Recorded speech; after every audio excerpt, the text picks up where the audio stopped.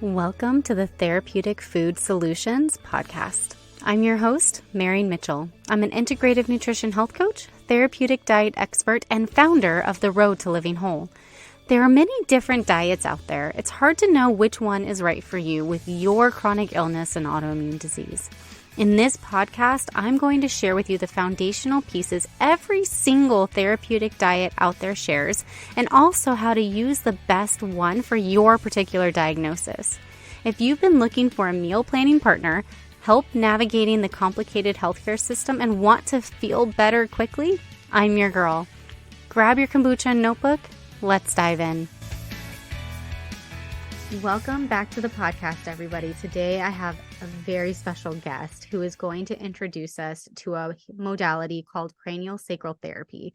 And I know just a little bit about this. I know just enough to know that it's amazing, and I know people who've had it done, who have it done on them on a regular basis, and what it has done for their lives and what it has done for the symptoms of the disease that they were diagnosed with. And I am so excited to have Etienne on the podcast today, and I am just going to have him jump in and introduce himself and share his story and how he got into this modality. Welcome to the podcast. All right, thank you very much. Lovely to be here.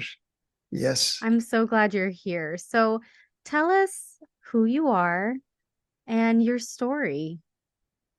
Well, the story is several stories together, but, at this point, I am a craniosacral teacher, have been that for about 30 years, had a practice also for about 35 years. And at this point, with my craniosacral teaching, I travel around the world with my partner, and we teach craniosacral in Europe, we teach in Mexico, we teach in Taiwan, we teach in the US. And, it's been my life, craniosacral, from the moment that something happened that made me change my lifestyle totally. And that's where the story that goes into cranio starts. At one point, this was the 1980s, and this is quite a while ago. Some of your listeners might not even have been born at that moment, but I had an infection, a staphylococcus infection that entered into my bloodstream. And of course, I realized afterwards, these bacteria, they're not bad. They're just looking for food, like all of us, they want to survive. And I happened to be available. They came into my body, and I got an infection. And of course, if they go in the bloodstream, the first thing they enter is the heart. So they were feasting on my valves. And at one point, and this happened within maybe 24 to 48 hours, right, my valves were gone. So I suddenly, my energy level just dropped to almost zero. And the next thing they did, they went into my kidneys and started eating away. And by the time I got to the hospital, one kidney was already close to 70% dead material. And the other was 87% dead material. That's a death sentence. No valves, no kidneys left to function. So, in the hospital, I was treated like, all right, this is your last days. Luckily, just before I got to the hospital, of course, I panicked because I was in my early 40s. I panicked. Life is over. But then, I already knew how to meditate, and I meditated at one point, and it was like, all right, this is the last thing I'll ever do, meditate. And in the middle of the meditation, something happened. I ended up in total no mind. My mind just stopped. And I was in this peaceful space of total silence and acceptance of whatever. It was not, I didn't consider dying as a bad thing, or my life is over, or a good thing. I was totally neutral. I was just accepting the fact, okay, my lifestyle, whatever happened, this is the result. But at this moment, I'm totally, totally free. Yeah, if that comes, great. If it doesn't come, great. Even the word great didn't fit. I was just being me, totally, blissful and dying at the same time. But blissful was the main ingredient of that space. And then I went to the hospital. They gave me medication, a lot of medication. The staphylococcus died, almost all of them. But still, my body couldn't recover. So, yeah, then they put me in a room with other people that were dying, who were twice my age. So I was the youngest of them. And yes, it was such a magical time. At one moment, middle of the night, everybody in the room died, one after the other. And I was just, there were 6 beds. It started 1, 2, 3, 4. I was bed number 5. It was funny. It was one and then the other and the other. And I knew my time was also coming. And when that happened, when it was my turn, I could watch how the body disintegrates, the different levels that the body goes through when it is dying. And then, the last phase of that is that you explode, your whole body you become the Milky Way. You become the cosmos. Yeah, your consciousness expands in such a rapid space. It's like suddenly you're in the body, feeling, hearing the body starting to disintegrate. In the next moment, you become part of the universe again. And that was magical. The silence, the magnitude of it all. And it was all pure bliss. And then, something happened. The person next to me, number 6, he couldn't die. Something needed to be done for him. And of course, there was nobody. Everybody was dead. I was on my way out. But the need of the person suddenly brought me back in my body. That whole expanding universe just snapped, and I was back in the body. And I went over to him and I put my hand on his heart. And, at that point, I was still in that expansion, although I was back in the body. And then the most strange thing happened. My hand was just into his chest. Now, this is not possible, of course, but the experience of energy was such that I saw my hand go in his body and touch his heart. And something happened, clicked, and he stayed alive. Afterwards, we became the best of friends, but he stayed alive, and I was back in a body that was still broken. Yeah. So, yeah, then the next day, they were surprised I was still alive. And they gave me a handful of medication every day just to keep my kidneys, what was left, going. And I thought, all right, this medication surely is going to kill me. Surely. So I told the doctor, I'm out of here.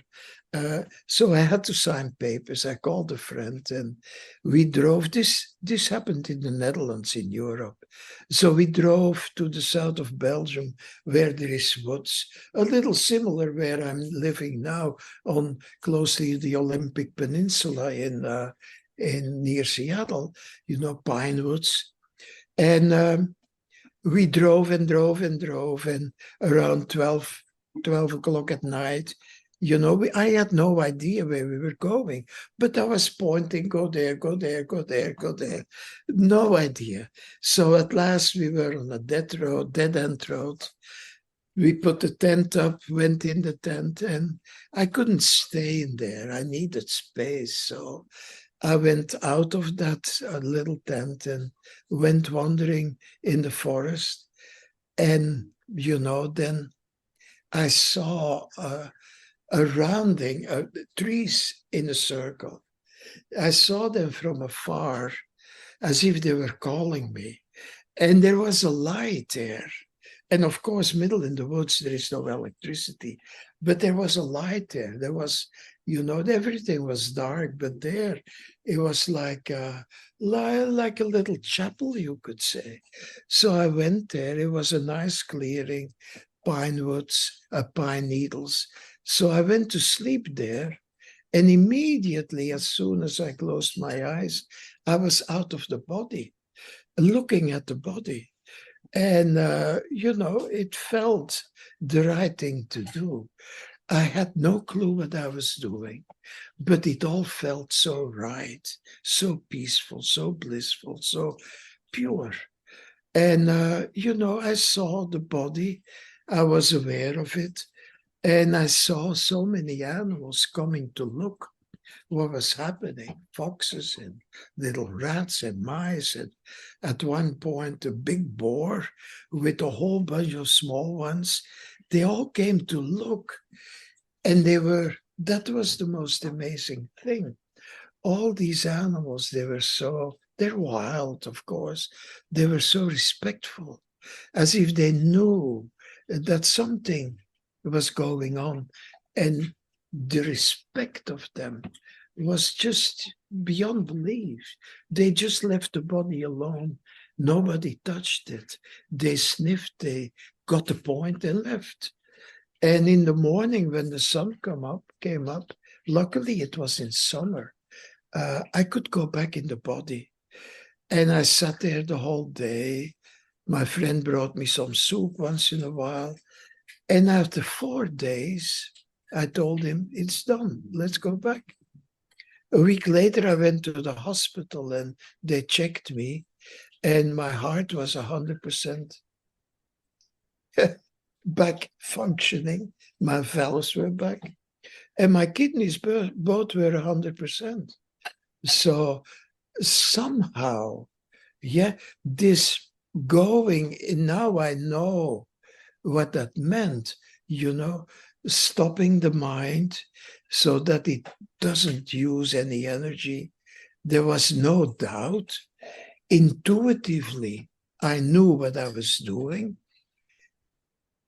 And then staying in that no mind space where the body is left alone to do what it needs to do.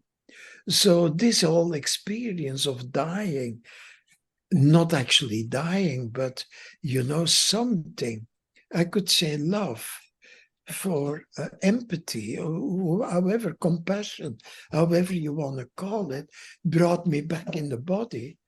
And then I had the good fortune to intuitively know how to heal the body.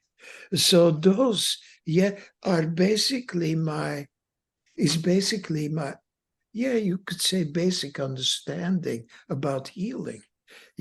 To get out of the scientific mind and to just follow intuition, follow what the body tells a person, this is what needs to happen. And then, it took me a year almost to regain my strength. I went to live with a friend of mine. I regained my strength. And then I went to India, to a place where I wanted to go to learn something, to do something for my body to make it back into to bring it back into balance. And there was a 4-month non-stop kind of massage training, really, really deep massage training with a lot of meditation.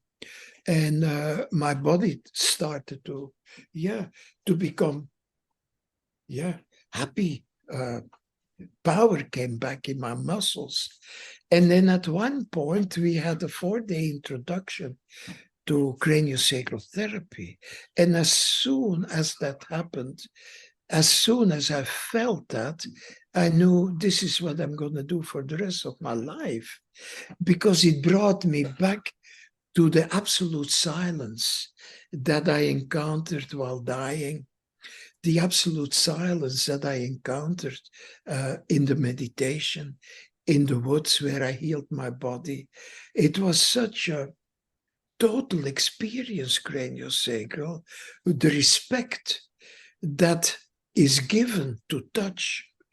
And not just touching, like a massage, but we call it, afterwards, I started to develop from my own insights what this craniosacral therapy can do and how to teach it. And of course, when we touch, we don't just fleetingly touch. No, there is this total feeling. Yeah, we call it conscious touch, where a hand learns what is this finger and this finger, what is every finger feeling in the hand palm, what are they actually feeling in that body. And then all that type of things start to happen. We have little tricks like relaxing the jaw. It immediately stops the mind. This conscious touch is such total feeling that you can't think. You just feel.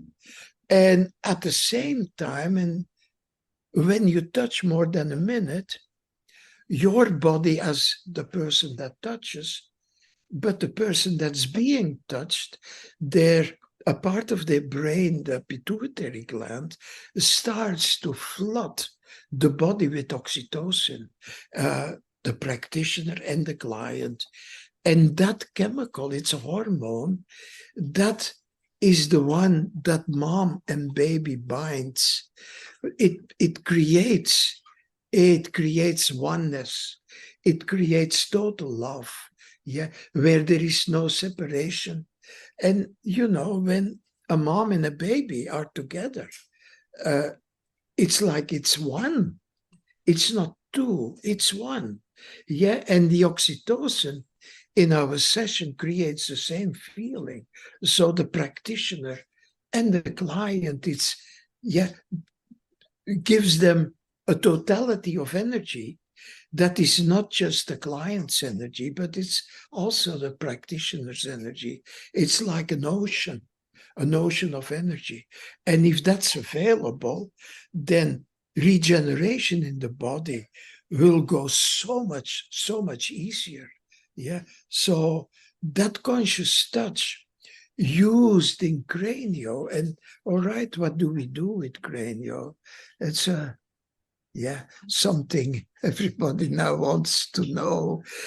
What does sacral therapy do for the body? Because when I looked it up, it was basically helping the central nervous system and all the fluids and like the lymphatic system and stuff. But it's like the central nervous system, the fluids around the body start to move. And I don't feel like online did it justice on how it works, but maybe we can introduce people a little bit into like the scientific definition. But then I think you've done a great job kind of explaining it, but I feel like let's give people the scientific definition and then maybe expand on that. Well, scientifically, it's about giving space to the brain and the spinal cord.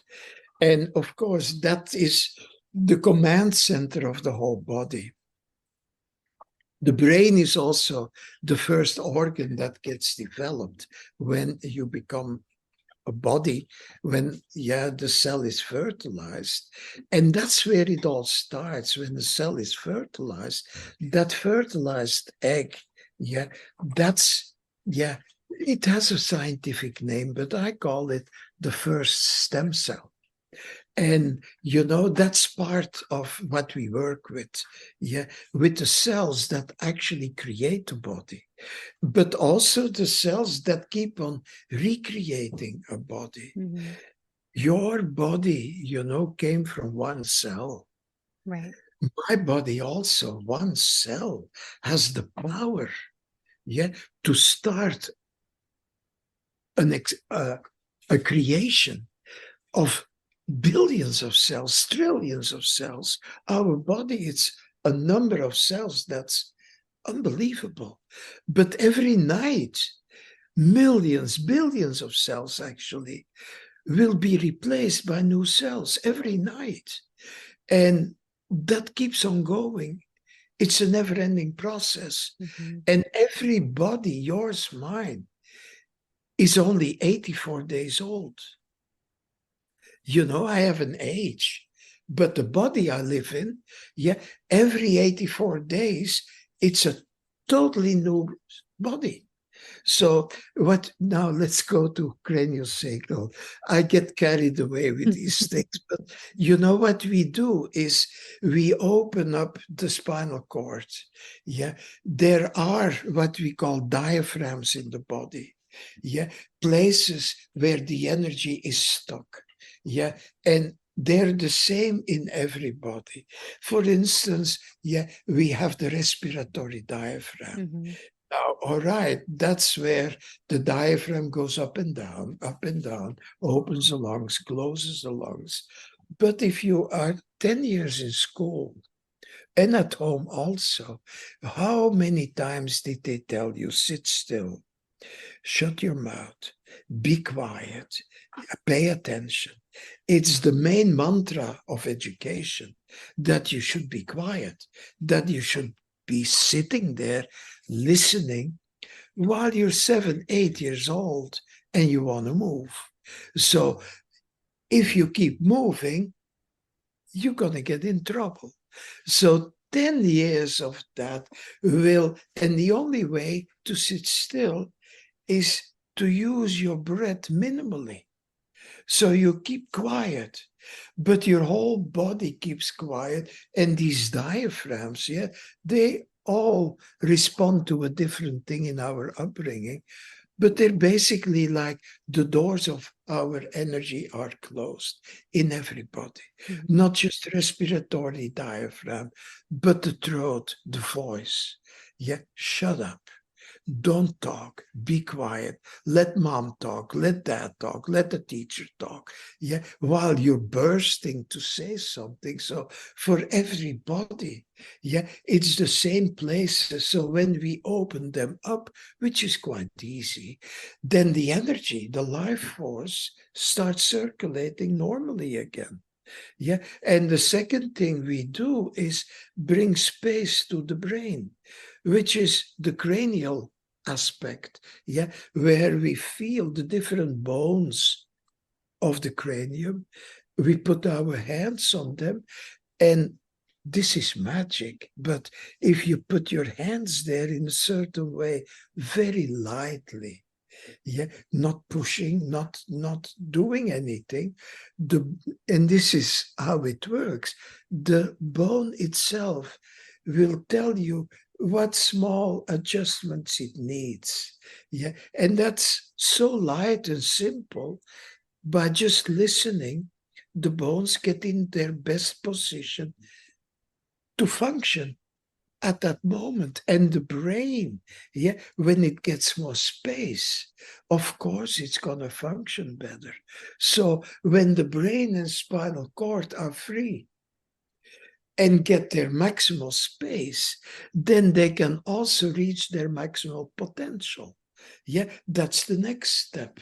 And then, of course, everything in the body will listen to a brain, which is the command center. If that functions better, you could say, if the boss is happy and has space and is fresh, then all the workers will also be happy. They have space and they're also fresh again because, hey, they're happy. So that's what we do with craniosacral. And then, of course, we feel in the body because those places start to let themselves be known. Where it is that something needs to happen. And then we deal with that. And on top of that, when everything starts to become fresh again, the old stuff, the stuff that isn't been digested, it will come up. It rises, and it becomes conscious again for the person. They usually put it away some deep place so you don't feel it. You can go on with your life. But with this work, clarity, pushes everything to the surface. And then, it's like psychology, psychotherapy. We talk with the client, but not like a client is sitting there and you're here. You touch them. They go in a deep space, like a sleeping space almost. And from there, we talk about these things. And the magic there is that we are not going into the mind, into thoughts about it, but we actually give a voice to whatever it is, the organs.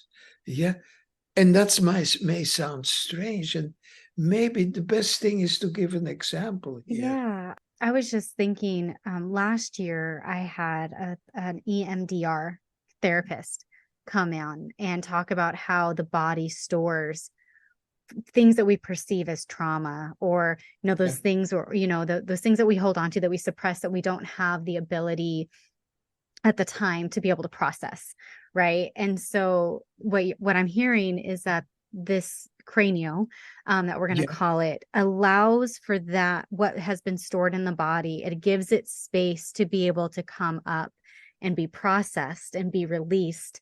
And by doing that, then the body heals. Is that accurate?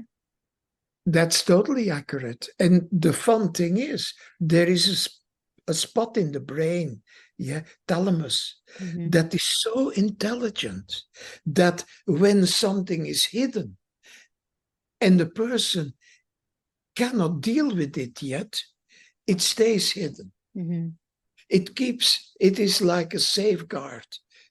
Nothing will come up that the client isn't able to deal with. Right. It will stay in the body until the moment that the client is clear enough to also deal with what we call trauma. Although, we have a different way to deal with trauma without having to go into the story itself. But let me give you an example about one of the beautiful things. It's one of those sessions that I, use a lot to explain. There was one of my graduates, this was in the 1990s, the end of the 1990s, in the Netherlands. In around 2000, I came to live in the US. But all right, this person graduated, and 6 months later, I get a call that she couldn't get pregnant. So she wanted to come for a session. All right, she came for a session. And I had no clue what to do, but I put my hands on her head in my hands. And after a few minutes of silence, I felt that I needed to go to her heart. Now, this is one of the classes that I give, is called Talking to the Heart, where you give the heart a voice. So, you give the heart a voice. So, Marian, if you were on the table, do you want to lend your voice to your heart? So when you're in that deep space, then not your mind is going to answer if I ask you, how is your heart doing? If I ask you that now, you're going to give me a safe answer. Something that you think about. But if a person is on the table in that deep space and the heart talks, wow, then the heart has something to say to the person. Something they know. But if they follow their mind, like most of us do, they don't follow their heart. And that is what life is all about. To live from your heart, not your mind. But anyway, so I went to the person's heart and I started talking first with the heart protector. There is a membrane around it, but that membrane has to protect the heart from the very beginning. When a baby is born, its heart is so small and it needs to be protected so it can grow into an adult heart, and the person also can grow into an adult person. They are so vulnerable, and the heart can be hurt any moment. Harsh word here, harsh word there, and it gets in there. Yeah. So luckily, this heart protector, from the very beginning, when a baby is still in the womb, the heart protector already knows what to do, what its job is, and it will protect the heart and become thick sometimes, and sometimes really, really harsh, so nothing can come in. And then, of course, when you're a grown up, most people have no idea that their heart protector is so strong, but they realize that they can't give love or receive it. So hard to receive it. Yeah, they don't realize that their heart protector is still working to protect their heart. So let's go back to this person that came. She couldn't get pregnant. So I started talking with the heart protector, and then her story came out when she was young. Yeah, or before she was born. She was born a few years after the Second World War, I think in 1955. Her father was with the enemy in the Netherlands. So after the war, he was put in jail. He was a bad person. He was about 7 years in jail. He came out, had to behave now like he learned his lesson, started a family. She was one of 2 daughters. But at home, he was a terror. Yeah, mentally abusing everybody. Never physically, but mentally. So, and this is so amazing. When she was growing up, her heart protector became so strong that the heart would not be hurt by his hatred, basically. But also, and this is just physically impossible, but energetically, that's what happened. The heart protector expanded so much that the eggs, the ovaries, were also included in his protection. And whatever she and her husband tried, her eggs were fine, his sperm was fine. It just wouldn't happen because there was this energetic barrier that the heart protector had constructed. Now, all right, so once she told me that, once the heart protector told us that he did that, now I saw, okay, now I have to convince the heart protector to get back, and I couldn't. And then suddenly it dawned on me to thank the heart protector that he had fulfilled his life task perfectly. Yeah, the father was dead already 10 years. This woman is grown up. She has her own house. She makes her own money. You did a perfect job. Can you now allow the ovaries also to fulfill their last task? The heart protector was silent for maybe 2 minutes. And then suddenly he said, matter-of-factly, okay, I can do that. And he retreated to her heart alone. Now, this was the end of the session. So 3 months later, I get a call she was pregnant. Just amazing. But that's the talking part of our craniosacral, to let organs, we know what they do, We know their task. It's not a secret, but sometimes something is on your stomach. It just can't digest what this or that person just said. You can't digest it. It's there. And if it's an emotional thing, it's stuck in the organ also. It's stuck in the cells. They carry that energy. So when we put our hands there, usually it melts, you can feel the organ start to move, finding a better spot. But in the cells, they carry that memory in the form of crystals.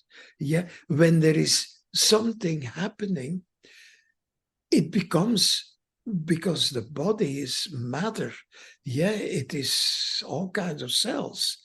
And when something happens and it's not dealt with immediately, then it stays in the body in the form of toxins,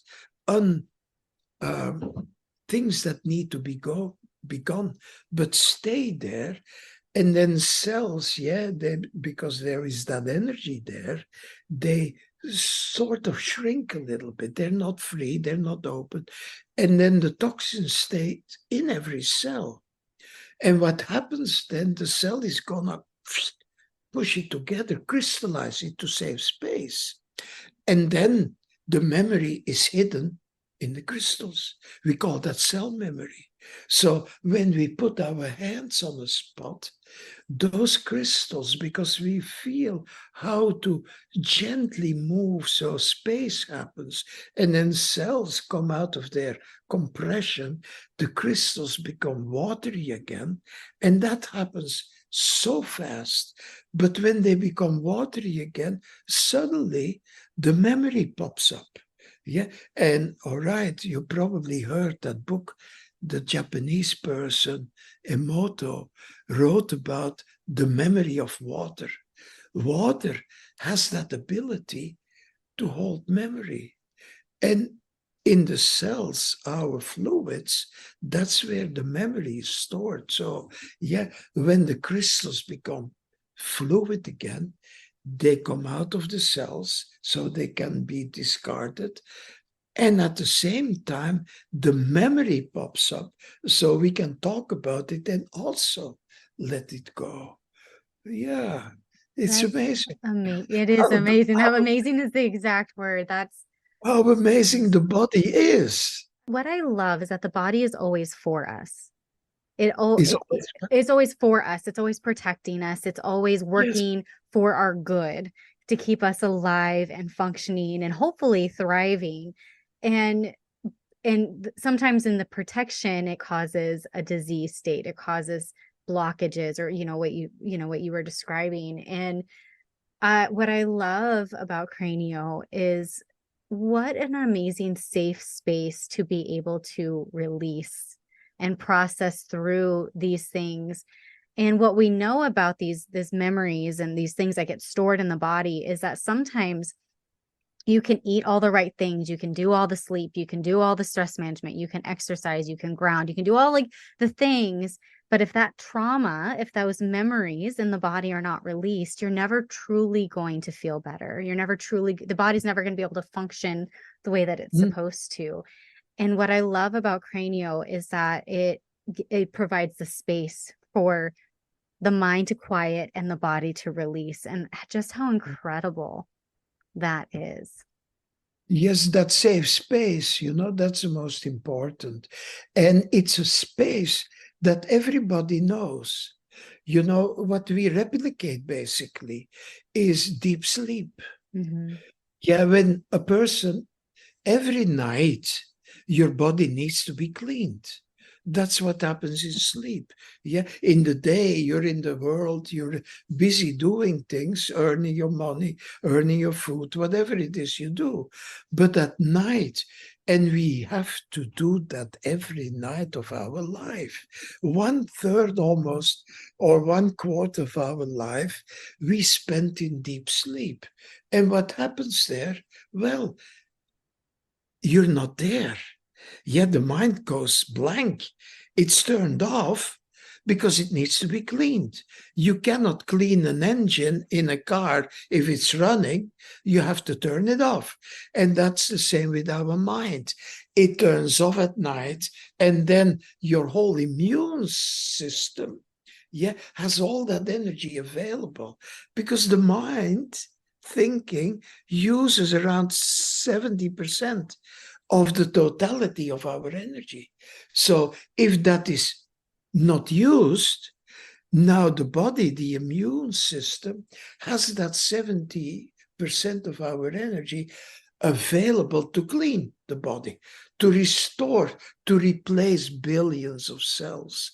That's a whole bunch of cells that need to be replaced. So what we actually do is, with our cranio, we replicate deep sleep. And that is a safe haven for everybody. Sleeping, at night you're happy to go to bed. Finally, peace. So everybody knows that space, and that makes it easy for us. But there is a plus. In your bed, you're on your own to clean the body. You have only your energy available to clean the body. Now, the way we touch means that also the practitioner's energy is available. And that is not 1 + 1. No, it's like a quantum explosion of energy. And healing happens so much faster, when there is a whole lot of energy available. Then things go much easier. I'm so excited to introduce everybody to Cranio. And I think you've done a beautiful job of explaining how incredible it is and how safe and almost like it's non-invasive. Like, yes, you're coming together. There's touch, which might intimidate some people, but it's more just to help the body align and to help give somebody outside of yourself. And this is where I think having healers is so beneficial, because there are times when we can't heal on our own. Right. Mm. And so having somebody outside to be able to help us and help our bodies communicate and release is just so important. Yes. The one of the things here is, that somebody helps you. But the person, the practitioner of Cranio, that's our training, has gone through their own stuff. They have cleared their own stuff out, physically, mentally, emotionally. All of these things get attention, so that a practitioner has been in the spot where the client is now. We know that space, and we found the way out of our own swamp. And that is needed, to be able to help somebody, that you can, they feel it. They feel that you have been there and that you can help them going through that process. That reminds me, I'm jumping a little bit here. That's okay. But it just popped up in my head. I will be teaching a class, almost 2.5 months in Taos this winter, January, February, March. And that's not too far from Phoenix. Oh. Well, it's a day, but drive, but Not too far. Yeah. If you want to ski, which is a strange thing to tell a person, not so much that lives in Phoenix. I think they would be happy to see some snow. Yes. Winter in Taos is going to be amazing. The program I'm teaching is called the Radical Empowerment Program. And it is 9 classes, of 4 days each. And at the end of that, a person knows how to be a craniosacral practitioner. But also, because it's in such a short time, and it deals with every aspect of the body. A person cleans themselves totally. They come out different than when they started the program. Yeah. I just had to. Yeah, no, definitely. No, this is, I'm going to have my baby at that time. But what I love about you sharing that, for one, it's good for me to know. But two, there's going to be people listening to this that it's going to resonate. And they're going to be like, Oh, how do I do that? And that's how yeah. we can do it. So if you have a link or anything, Oh, yeah. send it It's my way. very easy. Cranio rocks, like rock and roll. Cranio rocks, one word.com. Oh, that's Then they easy. come to our, from that people go automatically to our website, which is peirsmancraniosacral.com, but that's already complicated to write that. Cranio rocks, yeah, and they'll get there. Awesome. Well, thank you so much for sharing your story, for sharing about Cranio and just how incredible of a modality it is. And if somebody wanted to see a cranial sacral therapy, how would they find someone? Yes, just put your phone, Google craniosacral therapist in my area. Yeah, I have um, quite a lot of people in the US, very much more thousands in Europe actually, but the US is big, and just craniosacral therapist in my area, and they will find, yeah, Google is so good for that. Yeah. They will find somebody, and it's something to try out. Yeah, it's one for me. Yeah, craniosacral is the medicine for the future. It is preventive. Yeah, when you're clear, yeah, your body will be functioning perfectly. That's how the body is. The body also never lies. The body cannot lie. That's how wonderful it is. The trick is to listen to it. That's all that we forgot to listen to what the messages are that our body gives. But the body cannot lie. And if people are interested, take at least one session. Just take the step and go to somebody, feel it, and you will recognize what I was talking about. Also, it's wonderful to be pregnant and to feel that baby. I guess I never had, yeah, I can talk about pregnancy, but that's one of my books is called Craniosacral Therapy for Babies Mm. and Small Children. A baby goes through a canal, the birth canal, that's just a bit too small. But that's how it works. So a baby gets more or less embodied. Yet the soul needs to be actually pushed into matter. So afterwards, when the baby comes out, yeah, because also as every woman in this world, is more or less sitting most of the time. So Mhm. muscles become a little bit, yeah, uh, not so, what is the Like right word? limited, contracted. Yes, yes, Yeah. yes. So a baby has a harder time to come out nowadays. So yeah, it needs a little help, not a lot. When we treat a baby after it's born, it takes maybe 20 minutes, half an hour to put everything in place, to feel if the spine is straight and that stuff. It's wonderful. And it's one of the things I would advise you, Marian, when your baby is born, find somebody in your neck of the woods that can do that work. Yeah, I'm a big fan of chiropractors, but now that I've learned more about cranial, I definitely think that's the way to go for a baby because I feel like that, like the chiropractor is great, but cranial goes much more gently beyond that. Oh, yeah, yeah, Yeah, we don't manipulate, we right. listen. What does it want? He will let it happen by itself without pushing it. And I like that. Much more gentle. Yeah. Oh, so gentle. It's Yeah. pure love. Cranio, it's pure love. That oxytocin is also called the love hormone. Right. It creates that you feel safe, that you feel taken care, that you feel loved. Yeah. Yeah.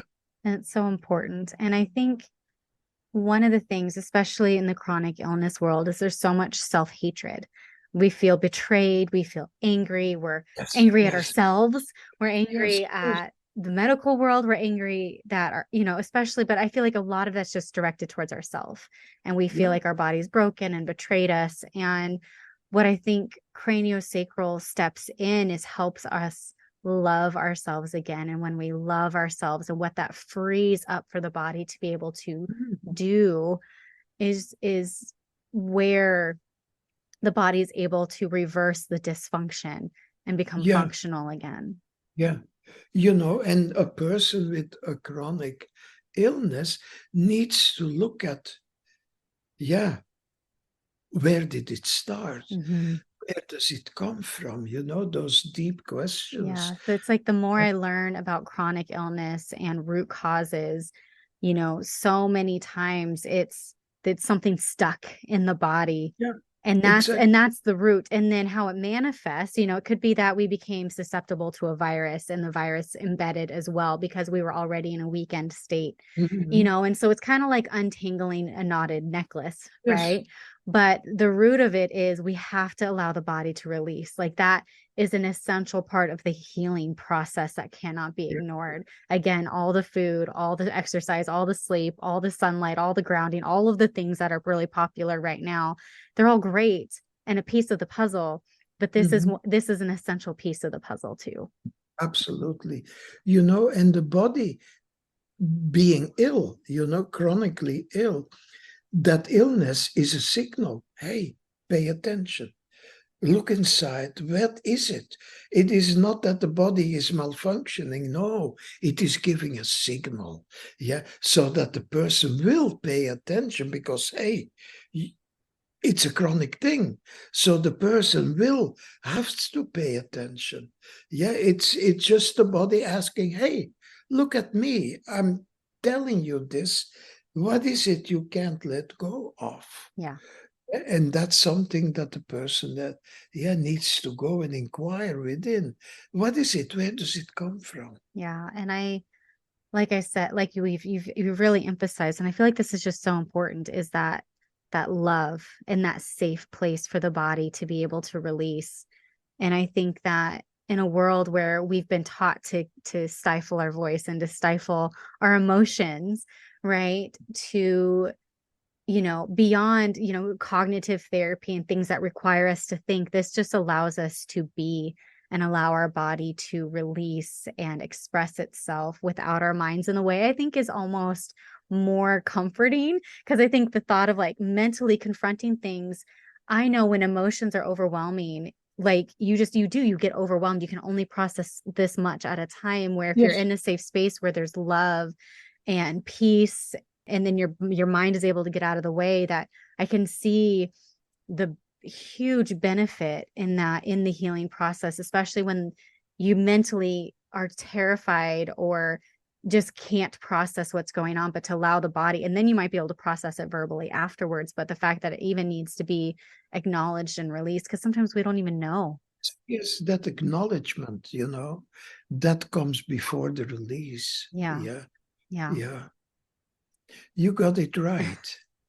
Well, you've done a beautiful job of explaining it. I'm just elaborating again and processing it in my It's own mind perfect. out loud. Perfect. Thank you so much for coming on the show. It's such an honor to be able to share what Cranio is and your teaching, the opportunity for people to learn it themselves, and also to go and explore it even before then. They have plenty of time. It's, August right now, so they can explore it. And if they find this is it for me, then they can attend your class.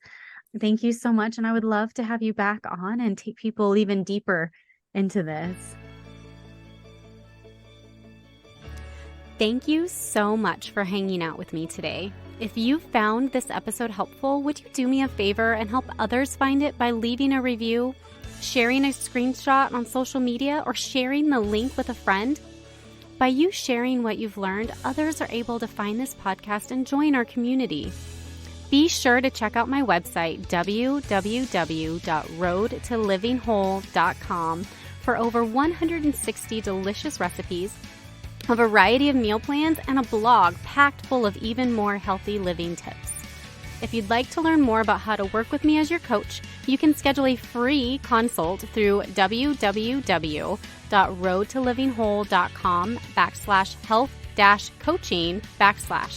Until next time, friend. Bye.